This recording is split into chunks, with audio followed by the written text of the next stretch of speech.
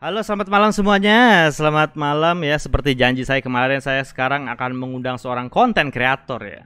Karena memang dia tuh adalah seorang konten kreator ternama saat ini ya, yang sudah terkenal sekali ya. Sekarang tuh saya tuh punya teman artis tuh dua. Yang satu ini ya, si Aldo, yang satu lagi Acit, yang bayarannya udah mendekati Raditya Dika katanya. Wanjay. Ngeri banget. Nah, jadi hari ini gue akan ngobrol sama Aldo. Temanya adalah mengenai konten kreator.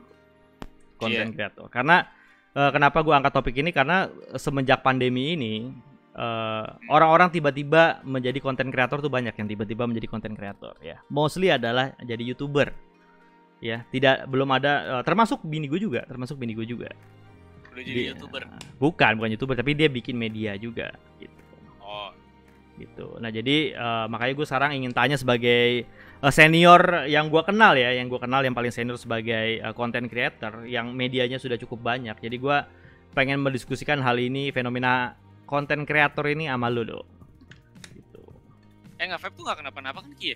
Gak kenapa-napa, cuy. Oh, kira ke-band gitu loh. Kagak. Yang ke-band itu kalau lo nyetel musiknya orang terus gitu ya.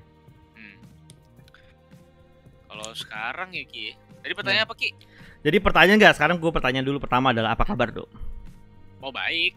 Baik ya. Cuman lagi dilema ya karena gue kayaknya sebentar lagi gue mungkin akan tinggal keluar dari Jakarta gitu, Ki. Kenapa?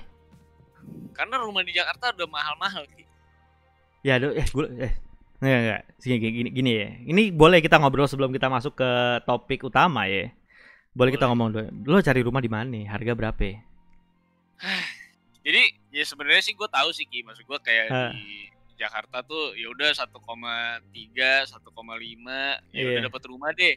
Cuman gue nggak suka aksesnya gitu loh. Lo ngerti gak sih, kayak gue tuh nggak suka kayak rumah gue tuh mesti masuk gang, terus ada kayak sempit gitu. Gue tuh nggak suka. Jadi gue lebih baik kayak gue mendingan jauhan dikit dah, tapi jalanan tuh luas gitu, Ki. Jadi pas kita kan udah stres nih dikit gitu kan ya. Terus gue pulang mesti menghadapi orang-orang yang stresnya sama gue, yang nyetirnya juga sih gila gitu. Jadi ya akhirnya gue menuju Serpong gitu kan, kayak gue gitu loh. Pokoknya sekarang gue lagi dilema gitu. Kalau lo mau ke Jakarta Timur, kemarin gue baru lihat, Do, lo tahu di JGC nggak? JGC Jakarta Garden City. Iya, di situ tuh. Tadi gue habis lihat budgetnya startnya 2,5-an nih. Jangan, cuy. Jangan. Lu cari yang agak ke belakang. Jadi di kalau JGC kan yang developernya Astra tuh. Oh iya. Nah, kalau yang di belakang sedikit tuh developer sih Kaplan sama Medland itu dari Singapura. Nah, dia jadi lebih ekonomisnya. Jadi dia tuh kayak yang suatu komplek JGC tuh ada dipisah sama jembatan. Dipisah sama jembatan, tapi jembatan tuh sama gedenya sama jalan utamanya JGC. Gede, nyambung. Itu agak ke belakang sedikit tuh harganya Lo dapet insider harganya berapa? 1,6. Oh iya, masih masuk. 1,6 2 lantai plus 1 etik. Jadi ada satu etik yang dibuat buat ruang kerja. Cakep dong. Cakep, Do. Singapura punya, Do. Oke. Coba. Ya, itu. Kemarin gue baru lihat ke sana soalnya. Oh, lo baru. Lo mau ngapain? Mau investasi, Ki? Iya.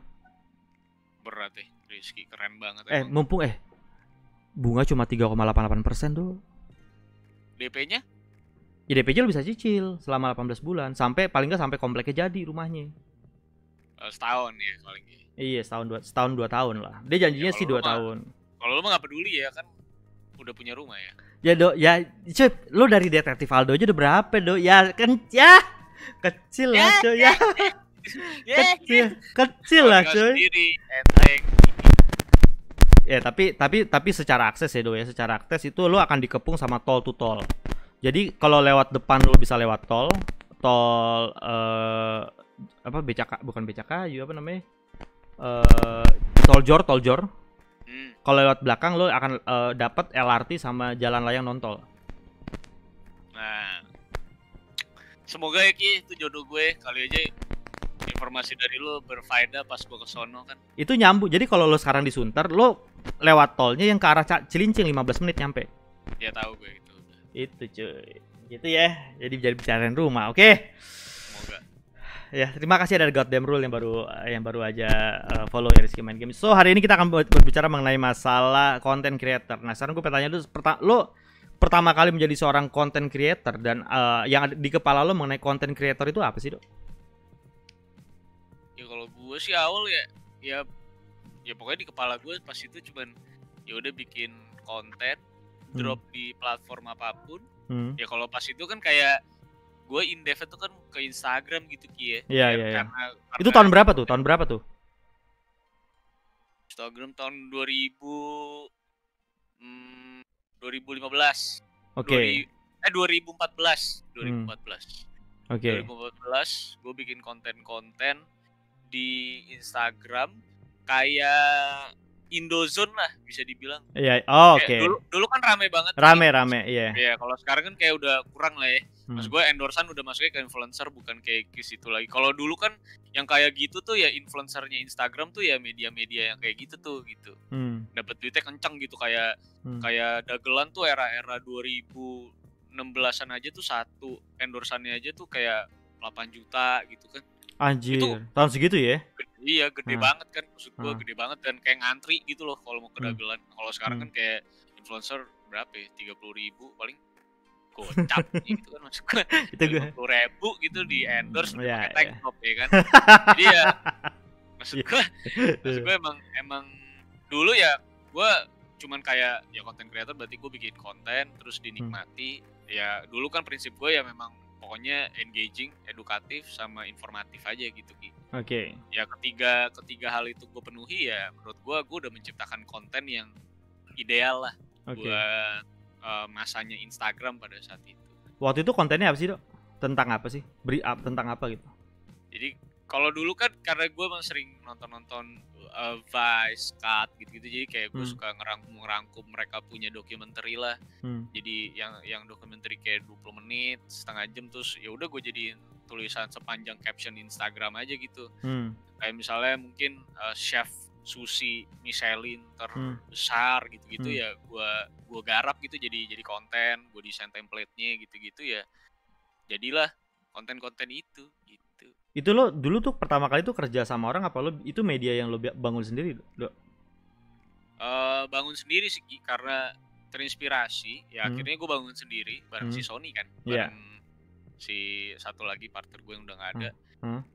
Ya itu bertiga bikin agency plus bikin media itu sendiri gitu, kayak pengen nyoba-nyoba gitu kali aja segede dagelan. Jadi dulu tuh uniknya Ki ya, dulu tuh perkumpulan Instagram kan sekarang influencer ya Ki. Jadi kan influencer ketemu influencer ya. Kalau dulu ada tuh Ki kayak perkumpulan di mana kita influencer apa kayak content creator yang media-media kayak gitu Ki. Maksud gua kayak misalnya anggaplah kayak gua apa gitu ya, TLM misalnya, terus ini ada misalnya Indozone lah katakanlah gitu ya, atau apa-apa yang gede-gede gitu dah yang model informasi gitu tuh ada klubnya Ki, keren kan maksud gue.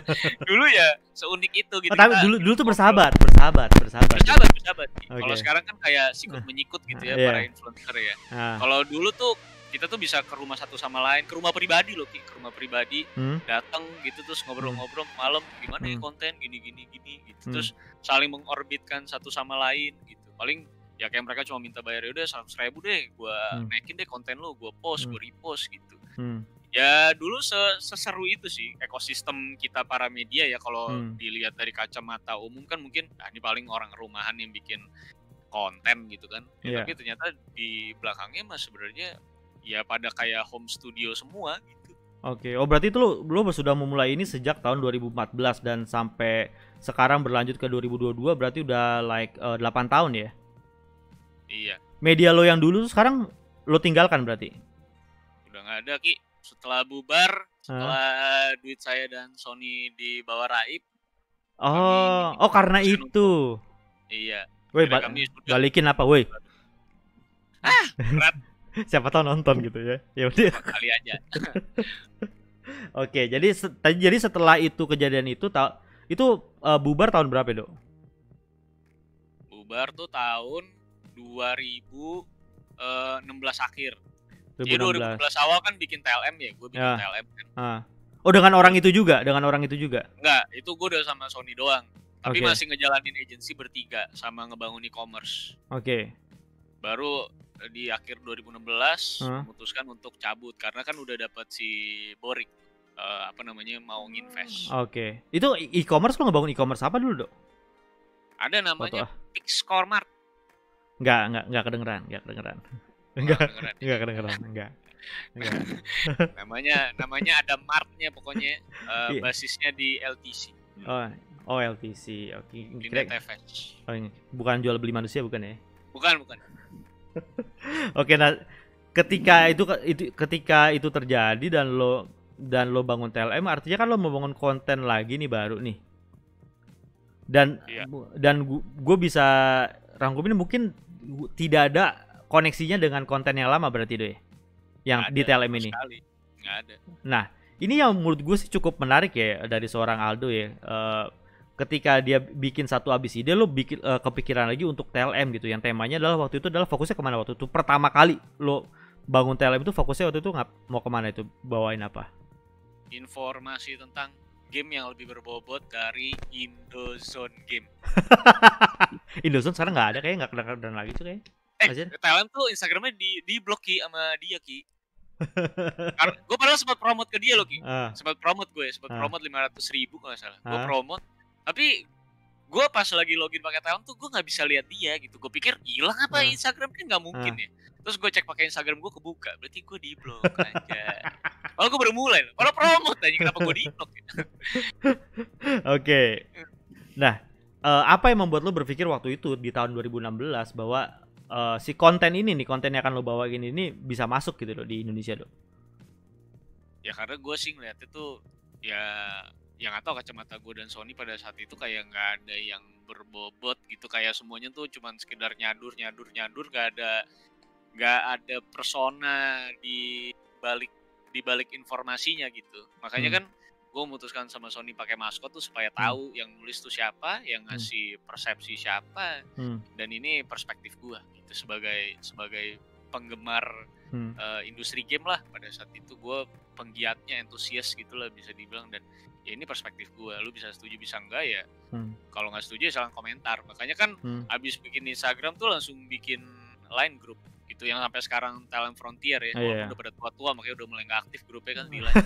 Iya. Karena nggak ada bokepnya ya, jadi sepi. Ya mungkin. Setuju juga. Ya, tapi ya gitulah ya kira-kira emang basisnya komunitas lah dulu. Oke, basisnya komunitas ya. Oke. Basisnya komunitas tapi berkembang as a media sekarang ya. Lebih ke arah media ya sekarang ya. Iya, udah 5 tahun.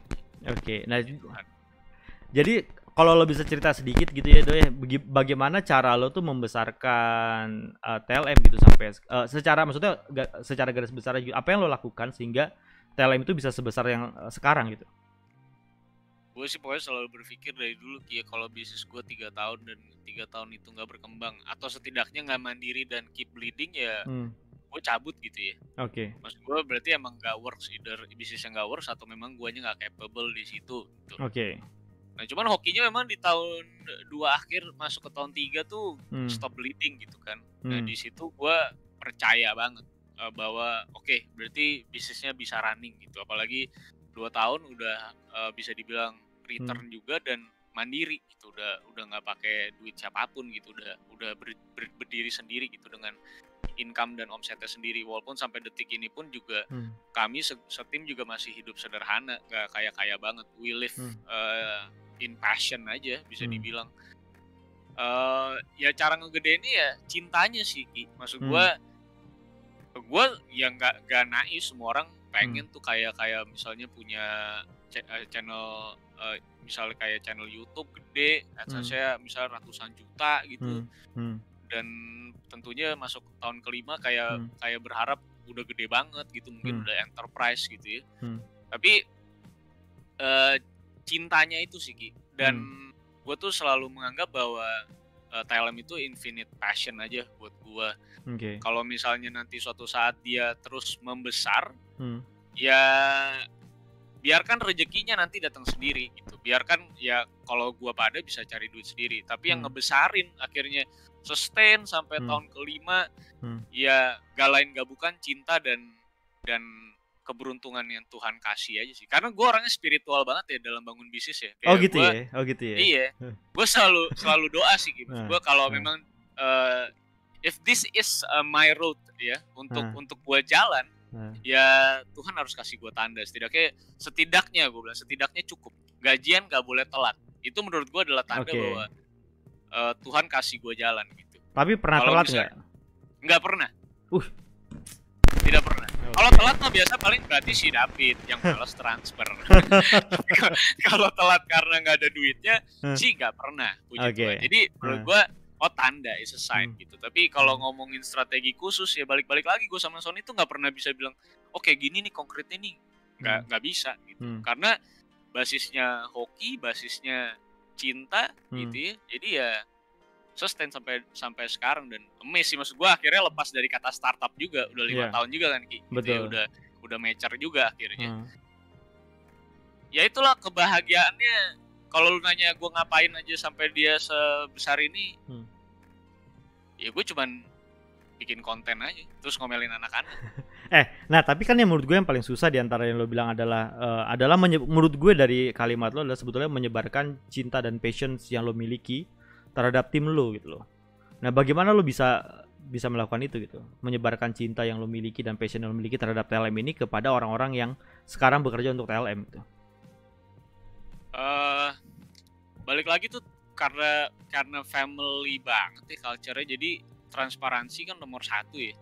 Maksud gue mereka selalu tahu, mungkin gak keseluruhan isi kantongnya tahu, tapi setidaknya harga project mereka tahu gitu ya. Terus sponsornya siapa aja mereka tahu, mana yang paid project, mana yang gak mereka tahu gitu.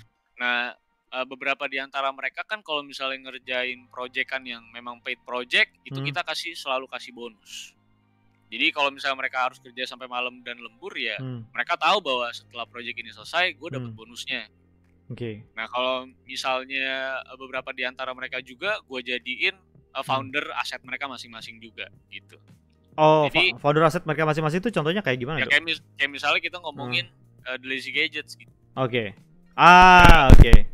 PLM tuh cuman co-foundernya. Co-founder yang satunya lagi ya adalah Jordi gitu. I see. Jadi kayak lo bikin kayak kalau misalnya kalau kita ngomongin skala enterprise perusahaan gede, jadi kayak ada perusahaan kayak punya anak perusahaannya lagi di dalamnya gitu ya. Sister company lah. Sister company. Oke. Gitulah tipe-tipenya. Jadi ya itu cara gue ngajarin cinta adalah gue cinta lo sama produk gue yang juga adalah produk lo sendiri. Jadi ya lo juga harus cinta. Kalau lo mau dapetin extra income, you want to become rich di industri ini ya lo yang harus kejar sendiri. Bukan kewajiban gue untuk membuat lo kaya, tapi kewajiban diri lo sendiri untuk membuat lo kaya. Gue cuma bisa kasih network, gue cuma bisa kasih input gitu. Dan semuanya ya ada di tangan lo gitu, sebagai foundernya ya lo yang harus mikir gitu. Makanya Joshua tuh yang sekarang juga baru umur berapa? 19 tahun gitu ya. Gue ajarin untuk ya udah do strategic business logic rational lo tuh harus jalan gitu sekarang. Ya gue akan bleeding nih untuk Lazy Sport nih. Lo tau lah lo bisa bayangin gue akan bleeding parah, tapi ya itulah cintanya sih. Ya karena cinta aja gitu. Oke. Nah, berarti kayak sekarang yang ada di bawah naungan TLM tuh apa aja selain The Lazy Gadget? Berarti kayak Lazy Esport juga berarti di bawah lu TLM juga berarti. Dengan co-foundernya si Jordi.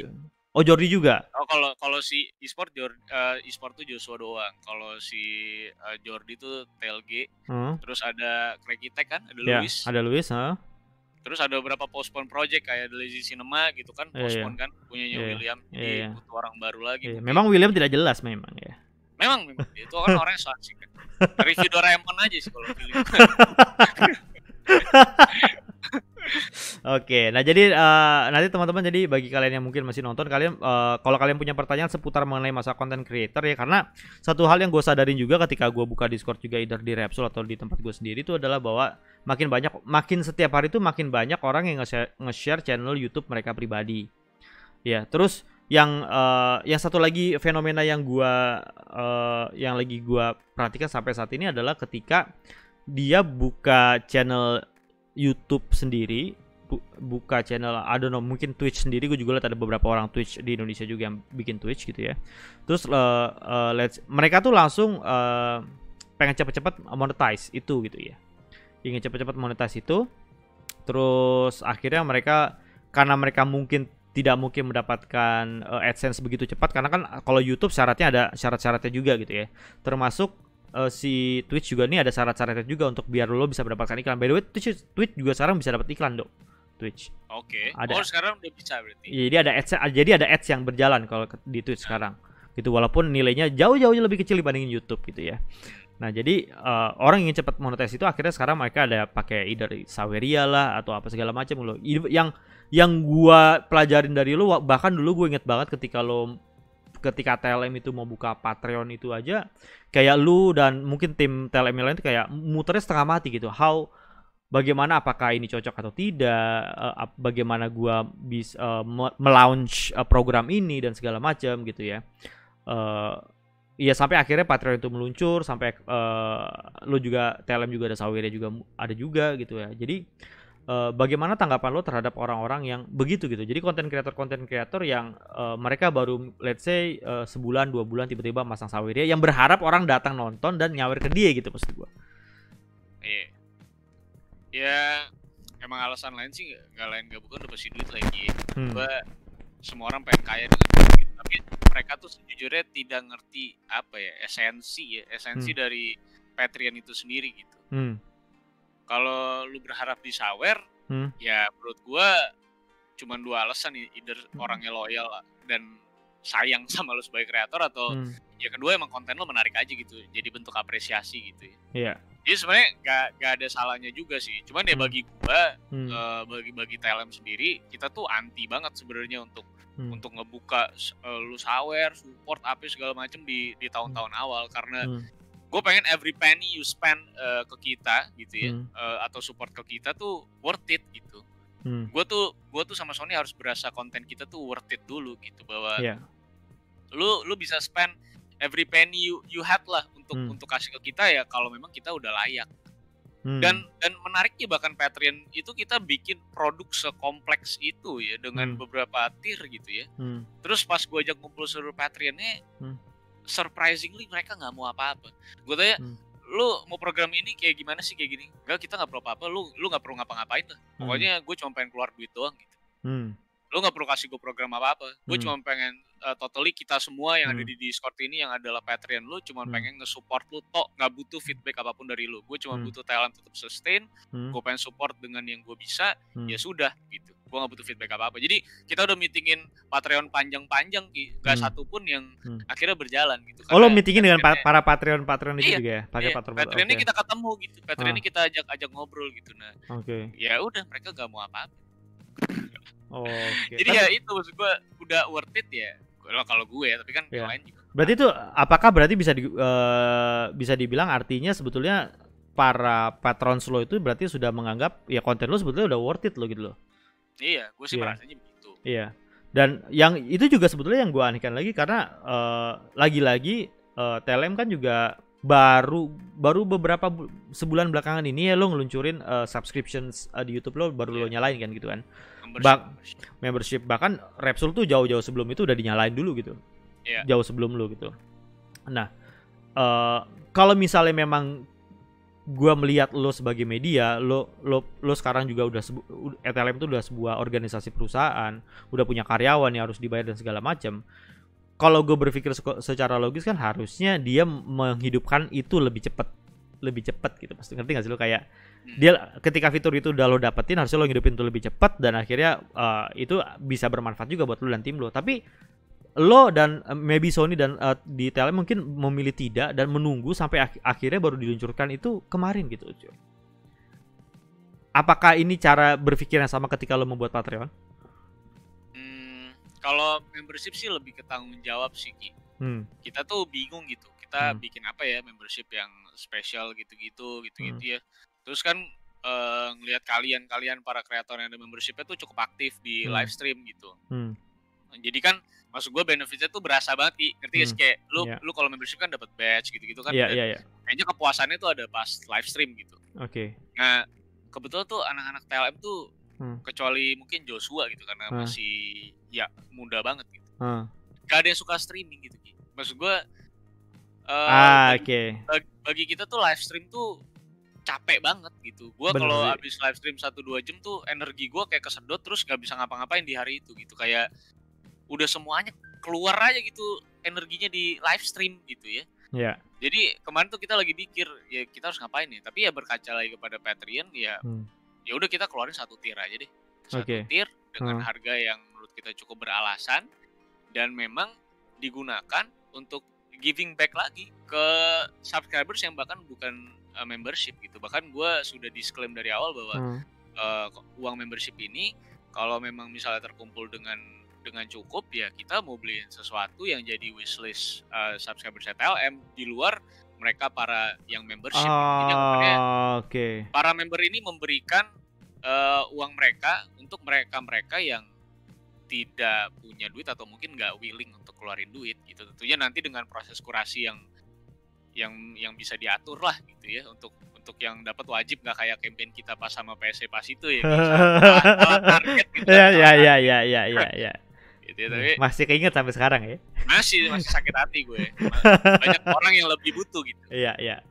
Tapi kira-kira sih emang begitu Ki. Gue bilang bahwa membership ini ya kita gunain nanti buat giving back atau buat giving back either buat nanti kita di November Desember kita bakal syuting lagi nih rame-rame kan pasti untuk syuting TLM Game Awards kan. Iya. Gue juga ya seperti yang gue bilang di tahun lalu, gue bilang ya kalau bisa tahun depan ya gue pengen bisa bayar Repsul gitu. Gue pengen mengapresiasi gitu loh. Maksud gue sekecil apapun yang kita bisa kasih kita akan tawarin gitu.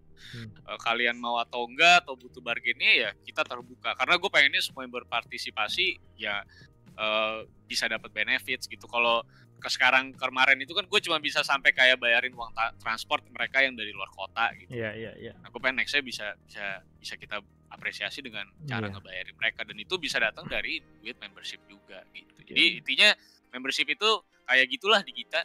Makanya emang lama banget mikirinnya jadi. Nah jadi kalau bagi teman-teman juga yang mungkin udah denger ini cerita dari awal, by the way ini ada ucapan dari LDTV selamat ulang tahun yang ke-5 buat LM katanya. Terima kasih. Kadonya bro. Ya, kadonya tuh bro diminta. Nih kalau misalnya tadi kita ngomongin sepanjang berapa tadi yang lo jelasin itu, berarti kan artinya sebetulnya setiap konten yang lo ciptakan itu kan ada tanggung jawab di balik konten yang lo ciptakan, benar nggak sih? Nah sekarang kalau lo lihat konten-konten zaman sekarang, menurut lo gimana itu? Untuk segmen apa nih, Ki? Segmen yang ada di sekitar kita aja lah, misalnya gaming, teknologi gitu misalnya ya.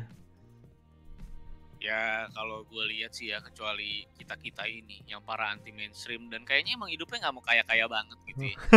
Ya nggak ada yang berbeda sih. Maksud gue ini sama aja kayak apa ya? Mungkin kayak main di kolam renang gitu. Misalnya ada sekumpulan orang-orang yang berenang di sana dan sukses jago berenang gitu ya, mereka akan telepon-teleponin orang untuk di sini udah pasti jago berenang lalu ke sana semua. Dan kita adalah tipe-tipe yang di sono bisa jago renang, kali aja di tempat renang satu lagi kita bisa lebih jago lagi gitu ya. Kita coba walaupun masih sepi gitu kan. Iya. Ya udah kita coba ke sana dan ya tentunya lebih banyak orang yang ngikutin yang kesukses-suksesnya gitu. Jarang lah orang maksud gua mau kayak gua mau kayak Repsul, mau kayak anak tua, sepertinya bisa dihitung jari. Sebenarnya banyak lah mungkin Ki yang mau gitu ya.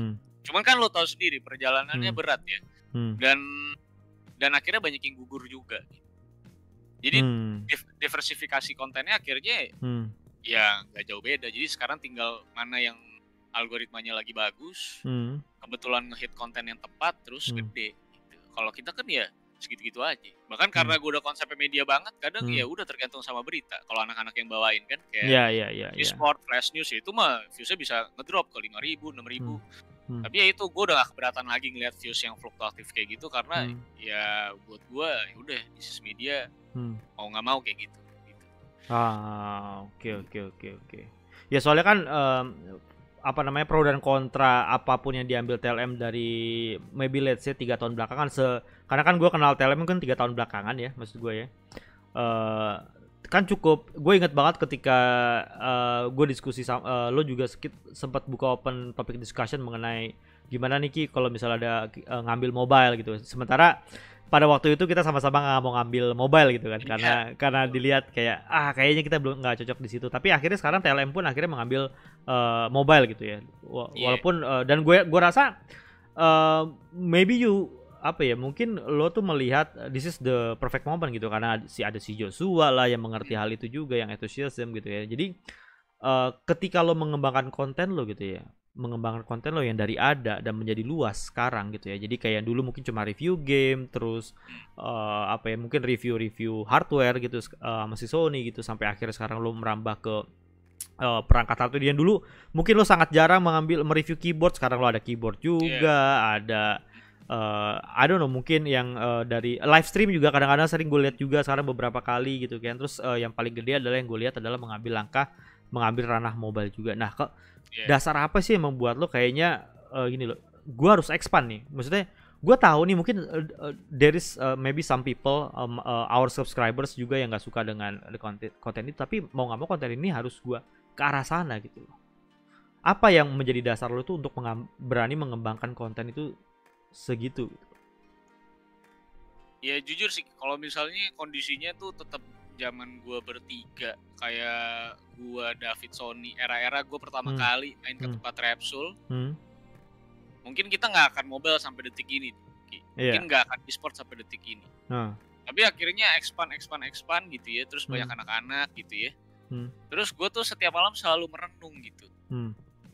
Kalau suatu saat nanti anak-anak gue pasti punya kebutuhan yang lebih banyak lagi. Pasti punya, pengen misalnya beli rumah, mereka pengen beli tempat tinggal, pengen beli kendaraan, mungkin kayak misalnya ada yang mau lanjut kuliah, mungkin mereka yang misalnya pengen expand deh, mereka punya income atau mereka punya pendidikan gitu ya, itu kan butuh uang semuanya. Nah, karena sistemnya keluarga, gue nggak bisa mikirin diri gue sendiri. Kalau misalnya gue mau memperkaya diri gue sendiri, ya gue nggak perlu expand banyak-banyak, gue nggak perlu ngasih ruang ke anak-anak yang lain, gue cuma butuh satu dua editor, selesai, gue nggak perlu nyewa kantor segede gini. Tapi memang dari dulu gue sama Sony itu adalah sering kali memang kita tuh memberikan peluang bagi orang-orang yang sama lah sama kita gitu ya, kadang ada masalah segala macam. Nah, jadi akhirnya gue tuh punya kewajiban untuk bikin TLM tuh jadi gede lagi, tuh, untuk lebih gede lagi, supaya suatu saat gue tuh bisa memenuhi demand anak-anak gue, bisa naikin gaji mereka lebih cukup, bisa bikin mereka tuh lebih bahagia, lebih sejahtera. Karena jujur ya, atas nama Tuhan, gue tuh selalu berdoa bahwa tolong kasih gue kemampuan untuk bisa bikin anak-anak gue tuh hidupnya sejahtera. Nah itu yang akhirnya gue sama Sony gak boleh egois lagi. Gue harus bisa expand TLM lebih lagi ke e-sport, ke mobile, supaya bukan hanya gue yang sejahtera, tapi anak-anak gue juga bisa ikut sejahtera dengan terus naiknya income-nya TLM gitu. Itulah akhirnya yang memutuskan gue harus ke sana mau gak mau. Oke. Dan so far gimana menurut lo? You puas gak? Bumpy road sih. Karena ya seperti sama, obrolan kita masih sama. Gue sama lu sama-sama nggak ngerti game mobile. Jadinya untuk ngasih input, untuk ngasih insight kan nggak bisa, Ki. Iya. Karena kita kan nggak paham, Ki. Iya. Gue sama lu tuh cuma ngerti bisnisnya, ngerti cari duitnya. Iya. Dan kalau gue cuma ngerti konten itu doang. Bener ya. Iya. Jadi kadang nggak bisa ngasih input ke anak-anak, konten lo harus kayak gini ya. Karena gue nggak pernah riset pasarnya gitu. Iya. Itu dia. Itu juga yang menurut gua salah satu signatures dari TLM ya, either lo sama Sony, adalah mengenai masalah riset pasar ya. Sebuah sebuah hal yang mungkin malas dilakukan sama anak-anak zaman sekarang ketika mereka ingin membuat konten menurut gue ya. Jadi bagaimana maksudnya target mereka itu siapa, ini konten lo ditujukan untuk siapa, impactnya bagaimana, lo pernah ukur atau tidak gitu ya.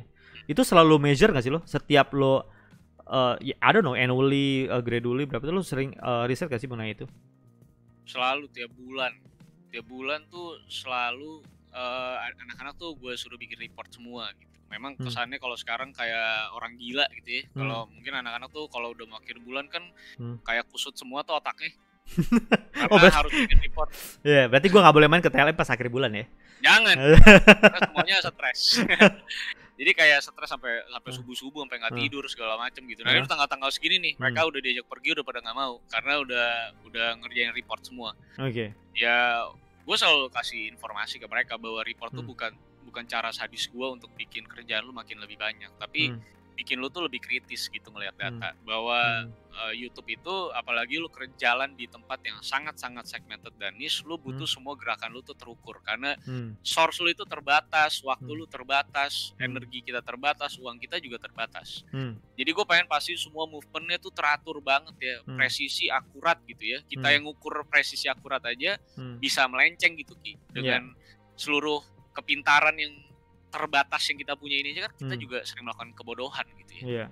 Nah gimana kalau lu nggak ngeliat data gitu, makanya emang setiap bulan bahkan kita tuh measure, kita tuh tahu income kita dari konten di bulan ini doang tuh berapa, dan kalau misalnya kita harus menuju misalnya kita butuh 30 juta bulan ini, berarti kita tahu konten-konten apa aja yang harus masuk, konten apa aja yang harus diselipin, durasinya harus berapa gitu ya.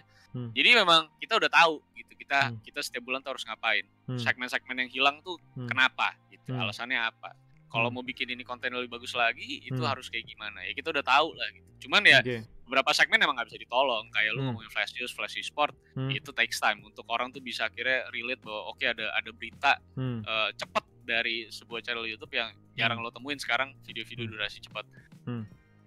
Ya kalau measurement sih pasti lagi sama kayak implementasinya sama kayak agency, sama kayak corporate lah. Iya, oke. Nah tapi menurut lu apakah sebuah terhadap konten-konten orang-orang yang sekarang bikin konten kreator, apakah mereka juga perlu melakukan hal yang sama gitu, melakukan riset terhadap konten yang mereka buat, impact-nya bagaimana, performance-nya gimana gitu. Jadi nggak cuma semerta-merta kok kayak, soalnya tuh gue tuh sering melihat ada beberapa komen aja, nggak banyak sih, kayak ayo dong, gue udah bikin, tolong dong lihat dong channel gue dong, gue udah bikin ini 2 bulan, subscribernya nggak banyak, yang nonton juga nggak banyak gitu kan ya. Terus tolong bantu-bantulah gitu ya. Maksud gue minta tolong bantu-bantu is not wrong way either way. Ya boleh lo minta bantu, tapi kan orang mau membantu lo atau tidak kan itu juga terserah orangnya sendiri gitu loh. Berarti apakah hal yang lo lakukan itu harusnya perlu dilakukan juga untuk para konten kreator yang baru-baru ini gitu? Menurut gue memang pasti observasi, riset secara kualitatif dan kuantitatif itu penting dalam semua pekerjaan. Kalau gue menganggap ini karir gue, is my career path, my professional itu bakal ada di sini, ya gue harus ngelakuin riset kualitatif dan kuantitatifnya. Pasti harus bikin bisnis apapun, sekecil apapun. Apalagi gue tahu background lu siapa Ki, lu pasti setuju sama gue, apapun pergerakan kita harus by data gitu kan. Nah jadi ya gak bakal bisa kalau ngejalanin sesuatu cuman berdasarkan hoki-hokian doang. Jangan berharap bahwa sesuatu itu bisa sustainable kalau lu gak punya data kuantitatif dan kualitatif di belakangnya. Jadi seperti harus ada sebuah pembuktian sih, apakah memang lu tuh berbakat atau tidak di sini gitu. Gak semua orang bisa menembus ya kan. Gak semua bisa orang penetrasi marketnya gitu. Jadi kalau lu gak bisa penetrasi marketnya, kalau tadinya jualan roti, ya jualan pisang gitu. Jangan dipaksa maksud gue. Kalau lu pengen jualan roti, maksa roti, ya setidaknya rotinya rasanya strawberry gitu. Maksud gue gak bisa sama gitu kan. Oke. Tapi by the way ini ada yang nanya nih, ini terkait TLM sih tapi ya. Ini ada yang nanya sebentar, tadi mana yang nanya ya? Oh ini dia. Tapi ini pandangan Bang Aldo untuk TLM 5 tahun ke depan apa ya kalau boleh tahu. Nanti kita simpan buat belakang gitu ya, pandangan Aldo buat TLM 5 tahun ke depan ya. Oke, terus ada lagi nanya nih, bener gak Bang, aneh lihatnya sekarang kalau YouTube, Twitch atau platform lain lebih hidup kalau komunitasnya hidup, bukan subsnya yang tinggi.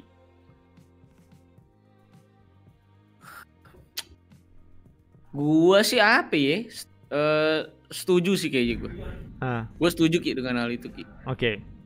Karena gue melihat kayaknya semua yang komunitasnya hidup, pasti penontonnya setidaknya sustain di angka itu. Menurut gue kayak di average tuh tetap segitu gitu. Kayak ya contohnya paling bener ngambil contohnya mah ya lu lah. Repesul kan aktif banget di komunitas. Dan kalau streaming ya pokoknya angkanya setidak-tidaknya pasti nyampe segitulah gitu. Nggak mungkin kayak tiba-tiba drop down gitu ya. Kayak kita lah TLM gue bisa ngukur paling ya kayak dari 300 sampai 1000 gitu. Udah pasti ada yang nonton. Ya memang basisnya dari dulu. Sebenarnya dari dulu juga ada komunitas sih. Cuman sekarang aja banyak yang kreator-kreator baru nggak peduli lagi sama komunitas. Intinya dapet cuan-cuan ya. Udah bodo amat komunitasnya mau ngapain. Kalau ya karena lu juga basisnya punya komunitas, gue juga bikin awal-awal komunitas, ya pasti kita attach Ki. Gak song artis gitu. Kalau ketemu juga, oh iya gitu kayak, lagi main HP nih gitu kan. Kalau artis sekarang kan ada manajer yang ngintil, makanya gue kalau ngundang gue sebagai TLM dan ngundang gue sebagai DA, ya beda saya. Oh gitu. Tapi by the way lu tuh ada manajer gak sih, Dok? Manajernya sekarang Cia Ki. Oh iya, saya lupa deh itu. Iya. Manajer gimana Ki? Mau nge-hire gimana gue? Iya benar. Ya, jadi kayaknya mulai tahun ini akan cash flow-nya akan ditanggung semua oleh manajer ya sebetulnya ya. Iya, kayak pembuangan uang buat mainan kayak semakin ke-track. Untungnya lo makanya untuk lo udah beli semua di awal-awal ya. Oh iya, untung, puji Tuhan. Oke, ini apa tadi lagi? Oh ini tadi yang tapi gini, sehubungan dengan pernyataan tadi, apakah komunitas hidup itu bisa berarti rezekinya juga hidup gitu, Dok? Enggak sih, Ki. Dua hal yang berbeda ya? Dua hal yang berbeda, rata-rata justru menurut gue ya. Ada lah yang berhasil ngurusin komunitas sampai jadi bisa solid terus kaya gitu ya, atau setidaknya cukup lah. Tapi ya banyak juga Ki, lebih banyak malah orang yang ngurusin komunitas ya, tapi duitnya kayak kita aja. Iya. Sama gue juga. Tidak banyak perubahan gitu kan. Ya tapi kan balik lagi lah, gue tahu lu cinta dengan Repsul, dengan crowdnya, dengan penontonnya, lu care gitu ya, kayak sahabat-sahabat aja gitu, kayak adik-adik kita juga gitu ya. Dan kebetulan juga kayaknya tuh komunitas anak tuh, komunitasnya TLM tuh ya gitarnya di situ-situ baik gitu ya. Iya. Maksud gue bahkan udah nggak bisa ngobrol banyak sama kita di TLM, ya udah pada pindah pulau semua gitu ya. Nanti kalau pulaunya kebetulan deket-deketan, jadi tinggal goes kano gitu terus nyampe gitu. Jadi kayak ya kita sayang aja sih sama mereka ya sebenarnya basisnya ya. Jadi ya mau nggak kaya pun setidaknya cukup ya udah gitu. Iya. Tapi sih bener sih, maksud gue juga kalau setidaknya karena gue juga ya basically kayak gue sama Dani tuh awalnya juga gedenya dari komunitas. Jadi ketika ada komunitas yang hidup dan awalnya juga nggak nyangka sih komunitasnya bakal hidup sebesar sekarang gitu jadinya. Salut gitu ya. Gue. Nah itu juga akhirnya terus terang komunitas itu memberikan semangat tersendiri terhadap apa yang gue sama Dani sama Pram sekarang jalanin di Repsul sih jadinya. Gitu. Nah makin enak nih mic-nya ya. Sekarang mic-nya pakai mic beneran. Tadi kan pakai ini. Iya. Betul nih. Karena pakai mic mahal karena sponsor ya. Sponsor. Main kali aja di expand sponsoring. Ya ini sekarang gue mau tanya lagi nih. Mau tanya dong, kalau udah jadi konten kreator tapi nggak pengen kehidupan pribadi dikepoin viewer, dan cara kalian menjaga itu gimana? Pasti ada aja orang yang kepo. Apalagi di Aldo. Kalau tanya saya agak kurang valid. Kalau Aldo udah valid. Ya. Kalau Aldo udah valid. Tapi emang gue bisa akui bahwa kehidupan kita ya Ki, kalau misalnya kita cuman ya jadi anggapannya jadi game reviewer lah gitu ya. Gue jadi game reviewer, lu anggaplah jadi community live streamer gitu ya. Emang beda Ki nasibnya, maksud gue kekepoan manusia dalam mengkepoi kita sesama manusia marginal tuh berbeda dengan mereka mengkepoi gue sebagai host Detektif Aldo Ki. Emang beda Ki crowdnya Ki. Dan crowd lu sekarang totally different ya itu ya, dua itu ya. Different, totally different gitu. Orang nggak tahu gitu ya, gue dari TLM gitu kan. Orang yang di DA juga orang yang di TLM juga kadang nggak tahu juga gue ada di sebelah sono gitu ya. Masa sih nggak mungkin lah cuy. Ada yang nggak tahu. Say hi. Tapi ya Ki ya, menurut gue ya Ki, kalau kekepoan itu memang selalu mungkin sejajar dengan figur yang mereka lihat gitu. Kalau mereka lihat kita sebagai TLM, sebagai Repsul tuh kadang ya kita friendly banget gitu. Kita orang biasa gitu. Kita cuman kerja aja di sini. Tapi kalau ngelihat gue sebagai dia tuh kayak wih anjing nih, apa influencer gitu. Padahal gue mah geli. Dan uniknya Ki, insight yang gue dapet. Dan nggak tahu ya, gue nggak pernah tahu adakah orang yang dapat pengalaman hybrid kayak gue. Maksudnya gue kan udah ngalamin, gue tuh diundang beberapa brand dengan nama TLM kan Ki. Iya. Dan gue juga beberapa waktu setahun 2 tahun belakangan ini juga cukup banyak dapat yang namanya tawaran atau undangan dari gue sebagai DA. Gitu, iya. Ternyata pengalamannya totally different loh. Iya. Brand-brandnya juga nggak pernah lo handle juga, cara proses juga beda gitu pasti ya. Dan ternyata cara mereka nge-treat gua sebagai DA dan nge-treat gua sebagai TLM itu berbeda loh Ki. Lebih enak mana? Gua nggak tahu, tapi lebih enak mana cara how they treat you dan how you treat them? Sumpah, kalau gue jadi DA, gue kayak raja Ki. Sumpah Ki. Kayak misalnya gitu ya, gue diundang untuk podcast misalnya. Untuk kayak kemarin misalnya ngisi sebuah podcast produk rokok gitu. Iya, MLD Spot kemarin ya, gue nonton tuh ya. Misalnya datang nih Ki, datang, terus udah langsung PR-nya datang, udah langsung ngomong ke lu bahwa oh iya Mas, silakan ke belakang, makanannya udah ada, minumannya udah ada. Nanti mau apa aja kita mohon tunggu ya gini-gini. Pokoknya tuh kayak lu telat dikit dia info, terus ngomong gitu ya. Terus gue ada beberapa event lagi yang pas gue datang Ki, walaupun gue telat 10 menit, itu PR-nya berjajar semua Ki, nyalamin gue tuh. Halo gitu. Mas Aldo gitu. Gitu. Coba TLM. Boro-boro. Ayo cepetan masuk. Udah telat nih kayak gitu. Jadi maksud gue akhirnya mungkin itu juga. Ya karena bentuk kita. Karena pas di TLM lo yang butuh duitnya gitu loh. Maksudnya kayak ya kan lo butuh gua gitu kan kalau di TLM kan. Tapi kan maksud gua kita kan sama-sama punya channel, lu ngerti gak sih Ki? Konteksnya kan sama-sama platform Ki gitu, sama-sama exposure. Ya jadi gue kayak dapetin dua sisi kubu tersebut. Ya tentunya TLM tuh funnya adalah karena jadinya deket sama PR-nya gitu kan. Jadi kayak temen, kayak family gitu juga kan. Itu juga nggak bisa dilepasin lah dari experience-nya sebagai TLM gitu. Nah tapi experience DA tuh bang totally different Ki, sumpah. Dan gue kayak merasa bahwa ternyata apakah jangan-jangan influencer itu laganya banyak yang perak karena agensi pada begini treatnya gitu, nggak kayak nge-treat kita sebagai media Ki. Oh iya, makanya lo dulu sebel banget sama influencer karena lagi pakai perak. Ini perak laga nih gitu loh. Ternyata emang dibikin perak sama agensinya. Karena situasinya memang dibuat begitu ternyata. Iya, ternyata aneh sih itu amazingly gitu, kayak gue bekerja sama dengan satu produk yang sama untuk TLM dan DA, treatnya beda jauh. Apakah PR yang handle juga sama? Beda. Tapi beda. Dalam satu produk yang sama dan PR dan sempat ada satu produk di mana PR-nya itu juga ngubungin TLM dan ngubungin gue. Oh dan PR-nya itu nggak tahu kalau DA dan TLM adalah sebetulnya akhirnya tahu. Akhirnya tahu. Tapi nge-treatnya berbeda pada saat itu. Oke, tapi sekarang setelah tahu akhirnya tetap sama atau beda? Tetap jadi raja apa enggak? ada kekacung-kacungannya dikit lagi. Oke.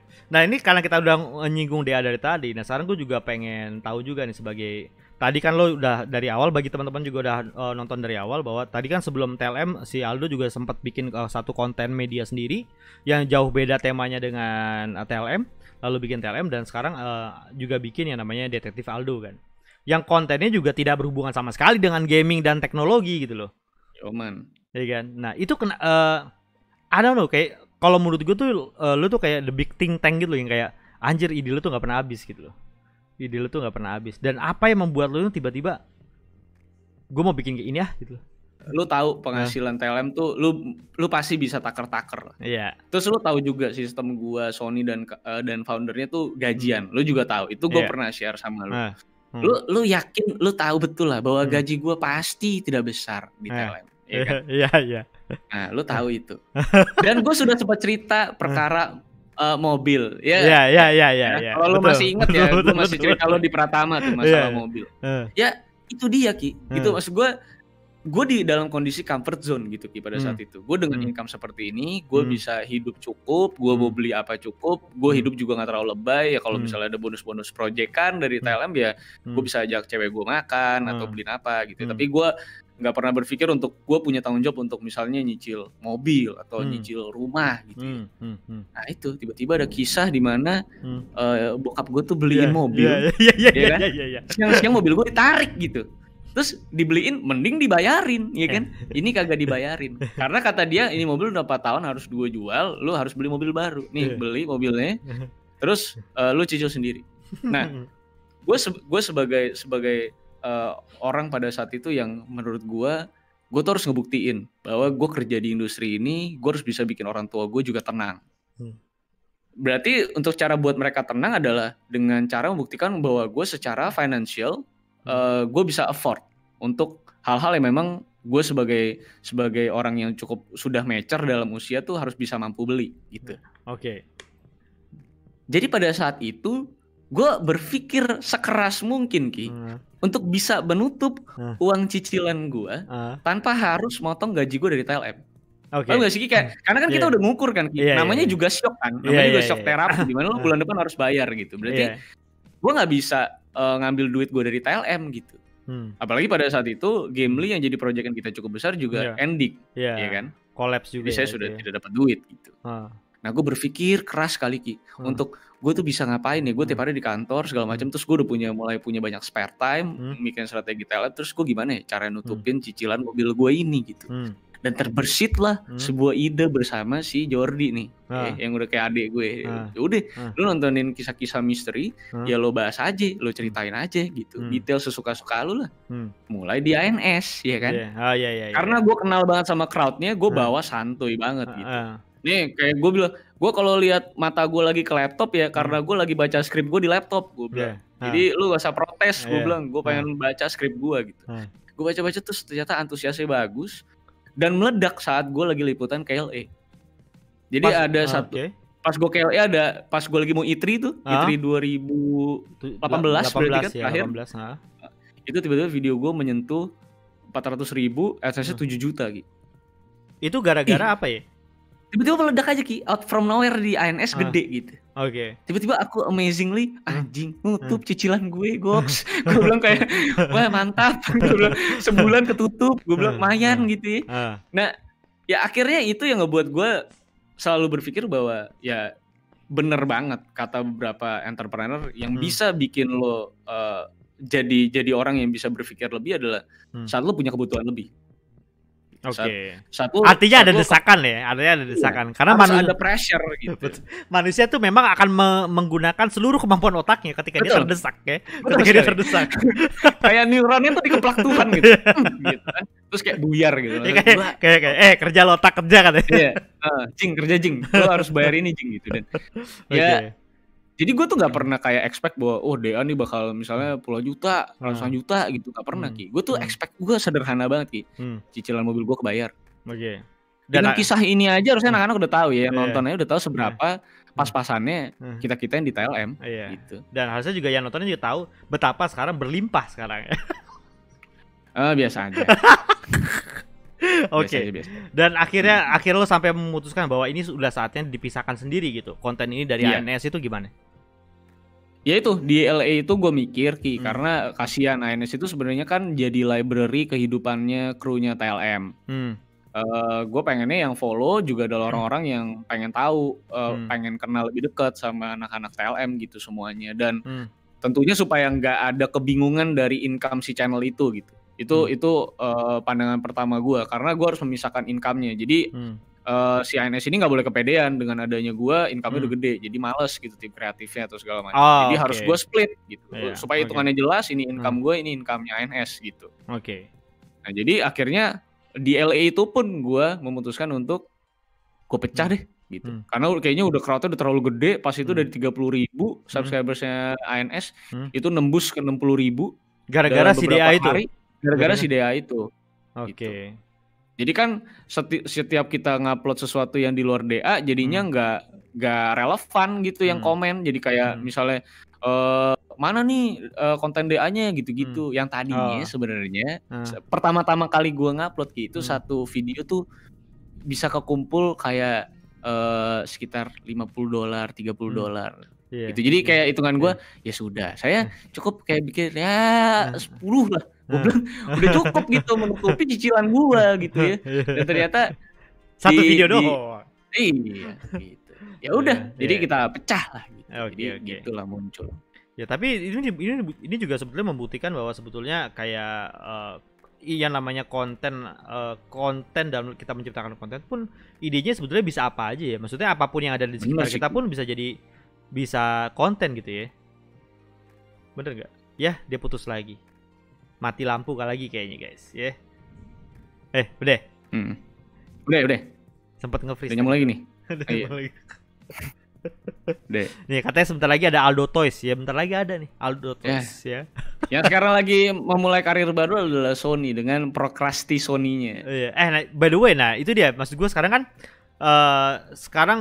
dengan media telem yang sudah cukup gede, dengan Detektif Aldo yang sudah cukup gede gitu ya. Apalagi gue cukup amazed ketika Detektif Aldo sempat diundang sama podcastnya Deddy Corbuzier, yang dimana saat ini tuh ketika orang diundang Deddy Corbuzier itu udah sebuah achievement of lifetime gitu ya. Dibandingin ya dia agak keras lagi, dibandingin dibandingin lo dapat YouTube gitu ya, dibandingin lo dapat YouTube untuk platinum maupun gold gitu. Wait, nyambung lagi nggak Ki? Nyambung, iya. Oh iya, internet. Nyambung. Biasa wifi nih, soalnya wifi nih. Oh wifi, oke. Tapi tadi lo denger nggak? Dengar nyampe gue diundang si Deddy. Ya gitu iya. Dimana kan sekarang kan ketika lo punya YouTube channel diundang sama Deddy Corbuzier, itu kan achievementnya tuh jauh melebihi gold, silver play button sama gold play button kan. Saat ini kan. Nah gitu ya. Dan gue yakin lo nggak nyangka, dan gue pun sebagai ya orang yang juga ngikutin lo dari awal juga nggak nyangka konten itu bakal semeledak itu gitu kan. Setuju gue. Dan apakah kesuksesan Detektif Aldo ini yang juga akhirnya membumbui kayak semangat teman-teman di TLM juga untuk membuat kontennya sendiri-sendiri gitu tuh, kayak termasuk kayak si Sony sekarang dengan topik dia sendiri gitu. Pasti. Cuman kan beda ya Ki, kadang ada gue tuh pas itu motivasi gue desakan, pressure gitu ya. Nah anak-anak kan belum tentu punya insting itu. Gue siap kerja extra hours untuk bayar cicilan gue, karena kalau nggak dibayar kan mobil gue ditarik ya. Jadi kayak mic gue goyang. jadi kayak beda lah. Maksud gue mungkin yang bisa relate sama gue mungkin usianya Sony atau usianya David, tapi anak-anak di bawah kan belum dapat visi itu, belum dapat gambaran itu. Urgensinya belum ada ya. Belum ada urgensi. Jadi belum pernah ada yang kepikiran, dan akhirnya pun Sony pun juga gue yang push gitu, karena gue ngelihat anak-anak udah mulai bisa ngehandle kerjaan masing-masing. Terus Sony juga udah mulai cukup banyak waktu luang kalau lagi kosong hardware gitu-gitu, karena hardware juga udah ada Luis sekarang menetap juga kan. Iya. Jadi gue bilang sama dia sama David, ya udah mendingan lu iseng-iseng daripada si Sony suka ngajarin anak-anak dengan seberapa bodohnya anak-anak gitu ya, terus diajarin general knowledge. Ini lu ajarin dah secara publik, gue bilang. Lu ajarin aja gitu pelan-pelan, toh nggak ada ruginya lu menulis sesuatu yang lo suka kok gitu. Dia tipenya suka nulis, suka baca, jadi nggak ada yang dirugikan. Jadi lo bagiin aja gitu, dan ternyata antusiasmenya cukup baik. Walaupun nggak bisa seinstan DA, karena menurut gue DA tuh lahannya lebih basah lah. Lahannya Sony tuh lebih kering karena lebih edukasi kan. Terus lo tau lah seberapa sulit untuk memahami diksi-diksinya Sony gitu ya. Betul. Nah, kan? Berat banget gitu ya. Terus pola pikirnya tuh masih kompleks banget. Makanya sampai detik ini tuh prokrasti Sony tuh sampai di brainstorm sama anak-anak gitu, kontennya harus apa, sesederhana apa. Si Sony tuh harus sadar bahwa di luar sana tuh banyak yang lebih bego dari dia, dan nggak semuanya satu frekuensi sama dia kepintarannya. Jadi itu masih sering kita kasih tahu tuh bahwa Son, there is a lot of people that much more stupid than you gitu. Jadi please lah, bikin sesederhana mungkin dulu lah, sampai nanti akhirnya bisa lebih kompleks gitu. Makanya sekarang konten-kontennya jadi jauh ada yang lebih light gitu, lebih santai. Iya betul. Ya itu kurasi kita rame-rame. Nah jadi itu juga menurut gue juga salah satu menurut gue salah satu bekal juga ketika kita bikin konten gitu ya. Kalau gue juga kan mungkin gue tuh tipikal orang yang modelnya mirip kayak Sony gitu, agak idealis terhadap konten yang pengen kebawain gitu ya.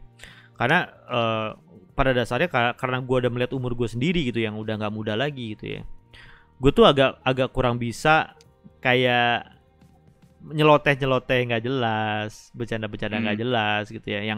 Yang konten gue tuh bertampak, gue tuh pernah cerita tuh ke beberapa orang, termasuk mungkin subscriber gue juga, bahwa gue tuh punya, ketika ada satu momen ketika gue pergi ke kantor, gue diskusi sama beberapa orang kantor gue lah ya.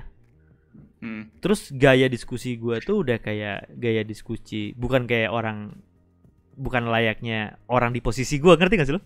Di kantor ya. Gue membawakan sebuah meeting dan diskusi kayak gue tuh kayak ngomong bukan orang yang berada di posisi gue saat itu di kantor. Harusnya bukan kayak gitu caranya. Terus gue bilang, terus gue jadi kaget sendiri gitu, kenapa gue bisa kayak gitu loh. Karena gue udah terlalu nyaman dengan crowd Repsul gue gitu. Bagaimana crowd itu akhirnya membawa itu dampak itu ke pekerjaan gue. Nah akhirnya sebetulnya channel gue ini yang di Twitch ini dan channel Rizky punya cerita di YouTube itu adalah untuk mengembalikan bagaimana gue mengharmonisasi konten yang gue bawakan di Repsul gitu ya. Iya. Dengan gua as a person pribadi gua gitu loh. As a profesional ya. As a professional gitu loh. Iya. Jadi karena lu udah mulai kehilangan insting profesional lagi. Nah, dan ketika itu tuh gua mulai agak nggak bahaya gitu. Gua agak bahaya gitu karena ketika kalau gua kehilangan insting itu di dunia pekerjaan gua, itu akan jadi sesuatu yang sangat berbahaya bagi gua gitu loh. Iya. Nah, makanya mau gimana pun kan itu yang menghidupi lu ya. Betul. Itu karena bagaimanapun itu juga masih menghidupi gue utama. Jadi akhirnya gue membuat 2 channel ini untuk bisa tetap stay sane di pekerjaan gue itu gitu. Keep your sanity balance ya. Betul, sanity balance. Jadi ketika gue di Repsul gue bisa gue sehari-hari kayak begitu gitu ya, yang senang bercanda dan lain-lain. Ketika gue di channel gue agak sedikit lebih bagaimana gue juga pengen membawa teman-teman ini yang mungkin termotivasi gitu ya untuk menjadi seorang content creator atau ingin menjadi content creator juga bisa melihat satu sisi dari gua gitu loh. Gitu. Makanya gue juga ngajak lo sekarang ini juga topiknya untuk mengenai content creator juga sebetulnya lebih untuk inspiring gitu ya. Karena sayang gitu cerita lo kalau misalnya cuma lo atau gua doang yang tahu, karena padahal sebetulnya bisa menginspirasi banyak orang dan sebetulnya banyak orang yang nggak tahu cerita-cerita kayak tadi gitu loh. Gimana lo terdesak dan segala macam, kurang lebih sih gitu loh. Ya soalnya kadang orang-orang tuh kalau ngeliat kita tuh kayaknya bawaannya udah sukses ya gitu Ki. Iya. Padahal di belakangnya masih nguliknya terus ya. Parah. Jadi gue tuh juga makanya kalau misalnya lo sempat main ke kantor TLM juga, anak TLM tuh tidak ada yang libur guys ya. Kerjanya itu setahun itu tidak ada waktu libur. Iya betul sekali. Sehari tuh 32 jam. Jadi Senin, Selasa, Rabu, Kamis, Jumat, Senin langsung. Ya tapi akhirnya sekarang kan di saat ini itu menurut gue juga TLM gue yakin juga masih berkembang, dan lo juga sebagai content creator, karena gue yakin lo adalah orang yang tidak pernah kehabisan ide gitu ya. Dengan DA sekarang udah menurut gue udah cukup sukses. TLM yang juga sekarang udah di umur yang kelima ini juga udah mulai menurut gue udah cukup wide, dan menurut gue as a media sekarang bisa gue bilang lah kalau kita ngomongin media gaming ya, TLM adalah salah satu acuan lah maksud gue di Indonesia untuk mencari sebuah review yang benar-benar ya as a media gitu ya, yang mungkin kalau dulu tuh gue bisa mendapatkan itu misalnya informasi itu di majalah-majalah kayak misalnya Ultima, Game Station yang sekarang udah nggak ada lagi, dan itu informasi-informasi itu bisa digantikan dengan adanya TLM. Kalau bagi gue tuh begitu gitu loh. Jadi sebuah portal informasi yang gue bisa ketika gue pengen lihat ini tuh kayak gimana gitu ya gue ngeliatnya TLM gitu, bagaimana dia punya insight. Terus sisanya kan juga teman-teman kita kan walaupun agak gila tapi kan agak bener juga gitu ya, misalnya kayak Dito gitu kan, walaupun dia sering memelihara kos-kosan tapi kan dia tetap ya kan, tapi kan tetap ada ininya juga, walaupun dia PK juga. Ya tetap ada benernya juga gitu. Dan akhirnya yang gue sekarang penasaran dengan lo sekarang, menurut gue sekarang ini lo ada di titik menurut gue as a single person ya ya, as a single person yang belum punya tanggung jawab apa-apa selain nanti nyicil mau nikahan ya, selain nanti nyicil mau nikahan gitu. Oktober nih gitu ya. Oktober ya, mudah-mudahan sukses deh teman-teman deh. Oktober ya mudah-mudahan sukses ya, mudah-mudahan pandemi juga udah selesai deh, mudah-mudahan sampai situ ya. Semoga di bulan itu ya udah selesai juga. Nah jadi ketika nanti kan gue yakin lo juga akan terdesak lagi ya nikah, punya istri, dan gue yakin juga nanti lo ingin berkeluarga juga, punya anak.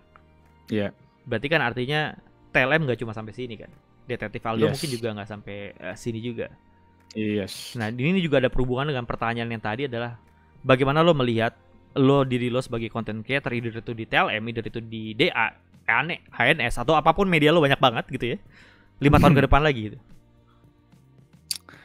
Gue sih sebenarnya udah sounding ke anak-anak. After gue married, gue nggak akan seperhatian ini dengan kalian semua. Kalau sekarang gue punya waktu ruang yang luas banget buat mikirin lo semua, buat gimana caranya lo as a person itu bisa maju gitu ya, secara pemikiran, secara etos kerja lu gitu ya, mental, attitude gitu ya, skill, itu gue bisa selalu monitoring gitu, hampir setiap hari, bahkan mereka yang stay juga bahkan sampai weekend pun masih ketemu gue, dan tentunya karena satu kerjaan jadi masih ngomongin beberapa kerjaan kecil. After gue married, gue gak akan bisa seperhatian ini lagi. Jadi dalam waktu dekat pun gue sudah bicara bahwa sebisa mungkin manfaatin waktu-waktu di mana gue masih single dan gue nggak harus ngurusin rumah tangga gue. Ya ayo gitu, kejar mimpinya, dan selama gue masih bisa backup lo as a big brother buat lo gitu. Karena nanti 2, 3, 5 tahun lagi semua visi gue dalam menyejahterakan anak-anak gue, bikin anak-anak gue pinter segala macem, hidupnya jadi bisa sustain, itu nggak akan sama lagi, Ki. Gue yakin dan percaya gitu. Gue akan lebih selfish karena gue punya keluarga. Betul. Dan menurut gue itu human gitu. Gue naif kalau gue bisa bilang bahwa keluarga gue itu nomor 2 dibanding perusahaan gue. Naif banget, dan itu gue sebagai suami dan sebagai bapak tuh bangsat gitu gue kalau gue bisa bilang kayak gitu. Oh berarti lo nanti udah gak bangsat lagi, gak kayak sekarang berarti? Enggak, udah gak bangsat pasti. Udah bener masih gue. Yakin ya? Yakin gue yakin 100% bahwa hidup gue akan lebih benar gitu. Tapi intinya emang gue akan lebih memikirkan bisnisnya. Lu nggak did a great job di company gue, ya gue akan kick, mau nggak mau, karena gue punya dapur yang harus ngebul. Gitu. Gue juga ngedapetin beberapa guidance kan dari lu semua gitu. Khususnya lu pada yang udah married, selalu ngasih gue input tentang pernikahan, walaupun kalau input dari Dani Jidat sih selalu masalah sobat respect yang akhirnya gue bentuk berdua, gue co-founding berdua. Tapi intinya gue selalu tahu bahwa family nomor 1 gitu. Kelangsungan hidup family gue, kesejahteraan family gue itu nomor 1. Jadi tanggung jawab gue untuk bisa ngelihat Sony nikah dengan seluruh idealisme gue, akhirnya gue kikis untuk bisa bikin sahabat udah kayak abang gue itu bisa married, itu salah satu perjalanan yang akhirnya gue bisa enak gitu. Bahwa oke, ini salah satu tugas gue untuk ngelihat abang gue nih, kita ngeritis bisnis sama-sama dan akhirnya dia bisa nikah. Itu checklist gue. Untuk lihat David nanti akhirnya bisa beli rumah, itu checklist. Untuk lihat Jordi nanti akhirnya bisa sukses, checklist buat gue. Tapi checklistnya juga ada batas masanya. Gitu. Dan menurut gue masanya terakhir adalah mungkin tahun ini. Setelah gue married ya gue harus mikirin income sebesar-besarnya untuk bisa datang ke gue, untuk bisa ngidupin keluarga gue lebih sejahtera lagi. Gue pengen anak gue sekolahnya internasional, gue pengen ngirim dia ke luar negeri gitu ya. Gue pengen bini gue pakai tasnya udah Chanel lagi, udah bukan Charles and Kate gitu kan. Iya kan? Maksud gue gitu. Kacamatanya bukan kacamata dari O lagi, tapi udah Gucci gitu kan. Itu maksud gue akan ada masanya itu, dan gue udah warming up dari sekarang. Jadi 5 years from now on gue mungkin akan benar-benar jadi orang yang stay to the business gitu. LM akan benar-benar fully corporate banget. Gue udah nggak akan ngurusin masalah SDM-an, tapi gue akan lebih fokus ke seberapa banyak profit yang bisa lo hasilkan kalau lo kerja bareng gue. Gitu. Jadi nanti kita bisa lihat tahun depan kita tidak bisa melihat lagi sebagai Aldo sang content creator, no, Aldo sang CEO ya, nanti kita lihat di tahun depan. Kalau sekarang kan di Clubhouse masih tulisannya yang punya Lazy Media gitu ya. Nanti gue di Clubhouse tahun depan udah CEO gitu. Walaupun semua orang sih sekarang udah jadi CEO gue lihat di Clubhouse. Semua orang tiba-tiba jadi CEO dan tiba-tiba berbicara, cuy. Seakan-akan dagang tahu itu juga CEO. Oke. Kita udah di akhir ujung ini podcast ini guys. Jadi gue akan coba bacain beberapa komen dulu. Di antaranya adalah it's been 5 years ya. Jadi gue kepincut sama TLM gara-gara list game terlarang dengan replay sebagai thumbnailnya ya. Yang sampai sekarang itu terus mendulang views sebetulnya ya. Ya walaupun udah nggak dapet AdSense, udah dolar merah. Udah dolar merah ya. Tapi gue inget banget kalau kita ngomongin TLM, gue inget TLM itu gue subs TLM itu ketika 80.000. Gue as a person gue ketika itu 80.000, dan saat itu gue tidak pernah kepikiran sama sekali buat bikin media atau channel YouTube sendiri pada waktu itu ya. Gue cuma melihat kayak ini bocah Cina so tahu gitu ya, bacotnya banyak. Terus tiba-tiba ada satu video dengan judul dimana kemungkinan bakal tutup gitu ya karena income-nya jalan. Tapi kalau nggak salah lo cerita gara-gara sejak video itu lo bikin itu sama Sony dan Sony masih belum mau reveal mukanya kan waktu itu. Sejak saat itulah ketika lo bikin video itu nggak berapa lama kemudian tiba-tiba ngeboost ya TLM ya kalau nggak salah ya. Iya. Betul. Kalau nggak salah itu ya. Terus tiba-tiba gue lihat udah 100.000, 200.000 waktu itu kan. Jadi nah, sekarang udah susah nih kita. Iya, sekarang udah kayak mau Iya. udah mulai kerasa ya. Udah nggak tahu sih, tapi gue sih lebih suka steady sih. Maksud gue lebih suka perkembangan yang landai, tapi semuanya serba stabil, jadi bisa ngukur enak gitu. Ya untuk sekarang ya, maksud gue kalau ngeboost tiba-tiba dar gitu 1 juta, tapi views gue di 30.000, 20.000, sedih juga. Sedih juga ya. Oke, ini gimana perasaan Aldo melihat Detektif Aldo lebih banyak subscribe-nya dari TLM gitu ya? Ya itu makanya gue bilang risetnya kualitatif dan kuantitatif. Nanti bisa dapet jawabannya, perasaannya kayak gimana gitu. Betul. Jadi lo lihat dari banyak sisi lah sebetulnya ya. Iya. Karena balik lagi ya, kalau misalnya bagaimanapun juga kan ketika kalau kita dengar cerita dari awal bagaimana dia membentuk TLM dan juga Detektif Aldo itu kan ujung-ujungnya lo karena rezekinya di situ gitu, mencari bukan kayak gua yang ibarat kayak gua, kenapa gua juga sangat concern terhadap bagaimana gue bersikap di kantor kan akhirnya karena income lu dari situ gitu. Income gue dari situ. Betul. Iya. Jadi makanya kenapa juga kalau lihat kenapa di situ ya karena si Aldo tuh ya memang di situ gitu ya. Dunianya adalah di sini di TLM. Rizky kalau disuruh pilih tutup Repsol sama kerja di perusahaan nih, pasti dia kerja di perusahaan. Gitu. Sekarang iyalah pasti karena kan kita pasti milih main income kita kan, kita mah manusia gitu, butuh duit. Betul.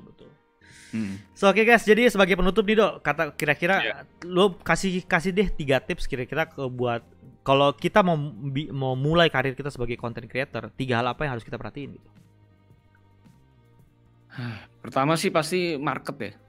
Market mana dulu yang mau lo tuju gitu ya. Misalnya marketnya alay atau AP gitu ya. Nah, itu akan masuk akhirnya ke tahap 2 lo, di mana lo akan creating identity lo, konten lo. Sebisa mungkin sih kalau bisa nggak create konten yang nggak bikin lo stres, nggak bikin lo burn out gitu. Jadi hal yang memang lo suka. Jadi kalau lo suka, lo in-depth, lo bisa cerdas di situ. Jadi kalau bisa memang marketnya lo sesuai dengan lo misalnya gitu ya. Terus jadi bisa dapat kreatif kontennya tuh jadi sesuai sama marketnya. Bisa create konten yang beneran lo dan beneran market gitu. Dan ketiga menurut gue ya personal branding sih. Nggak bisa ngelepasin sesuatu apapun, khususnya konten kreatif itu dari personal branding. Nah sekarang tinggal lu mau dikenal sama orang tuh seperti apa gitu. Dan gue adalah tipe orang yang mencoba berbagai tipe personal branding, karena gue pengen tahu how big it works gitu di beberapa platform. Ngomongin platformnya ANS, ngomongin TLM, ngomongin DA, semua personalnya beda-beda gitu. Dan gue tahu ternyata kalau di Indonesia bagaimanapun lo mencoba menjadi intelek dan segala macam, tetap image lo yang slang dan fuck off di ANS gak akan pernah bisa lebih kecil daripada personal branding yang lain. Jadi gue tahu market Indonesia tuh mayoritas di segmen gaming tuh seperti ini, dan dengan begitu pula lo akan lebih cepat attach gitu. Ya sama kayak Dani yang gue sempat bilang bahwa yaudah dan lo jadi diri lo, nggak usah so serius, bercandaan aja, dan itu attach gitu ke pasar gaming gitu. Iya. Jadi menurut gue personal branding nggak akan pernah bisa rilis. Jadi lo emang harus bener-bener create personal branding aja sih buat gue ya. Kalau mau terstruktur gitu kerjanya ala corporate gitu ya, emang harus ada personal brandingnya, nggak bisa kayak asal-asalan, karena lu nggak usah merasa diri lu tuh sekeren itu bro, sampai lu pede banget personal branding gue keren nih tanpa gue create gitu. Gue harus ada yang create sih. Iya.